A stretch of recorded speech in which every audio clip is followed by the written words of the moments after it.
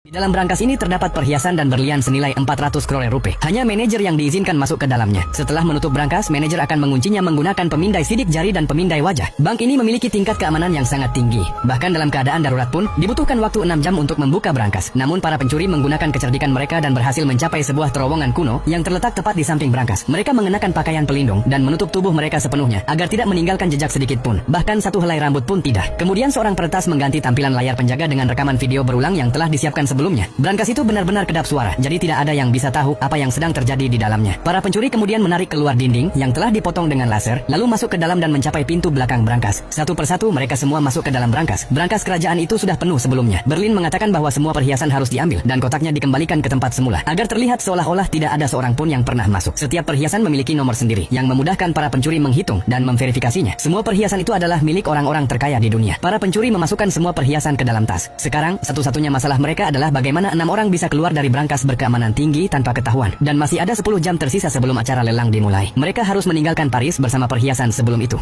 Kemudian dengan bantuan peralatan las yang telah disiapkan sebelumnya, mereka menutup kembali pintu belakang brankas. Mereka menghapus bekas las dan membersihkan setiap butiran debu karena bahkan satu partikel pun bisa menjadi petunjuk bagi polisi. Setelah itu, para pencuri menyambungkan kabel listrik bank lelang ke arus tegangan tinggi dari terowongan, menyebabkan korsleting singkat yang memadamkan seluruh aliran listrik di bank tersebut. Para penjaga segera bergegas ke brankas, tapi tanpa listrik, pintu brankas tidak bisa dibuka. Maka para ahli dipanggil, dan selama waktu itu para pencuri menyambungkan kembali dinding yang telah dipotong dan menghapus semua jejak, sehingga semuanya tampak seperti sebelum penggalian. Tak ada yang akan tahu bahwa para pencuri pernah ada di sana. Semua alat yang digunakan dikubur di dalam tanah terowongan. Para pencuri kembali ke hotel dan menghapus semua jejak keberadaan mereka. Salah satu anggota tim memecah perhiasan menjadi potongan-potongan kecil, mengemasnya ke dalam tas-tas kecil, lalu menyegelnya di dalam kaleng ikan agar tidak menimbulkan kecurigaan. Setelah menghapus semua jejak, Berlin menyiapkan beberapa petunjuk palsu untuk mengecoh polisi. Ia membawa sebuah kalung ke sebuah bungalow di luar kota dan menyiapkan petunjuk palsu. Keesokan harinya ketika brankas dibuka, alarm berbunyi di seluruh kota. Brankas itu benar-benar kosong. Setelah penyelidikan ketat, polisi menemukan perhiasan curian di kantor manajer dan menangkap manajer sebagai tersangka pencurian. Padahal sebenarnya Berlin lah yang menjebak manajer dengan bukti palsu. Para pencuri pun menyamar sebagai turis dan meninggalkan Paris secara terpisah dengan bas-bas yang tidak dikenal. Namun mereka tidak tahu bahwa masalah ini tidak akan berakhir begitu saja. Karena 34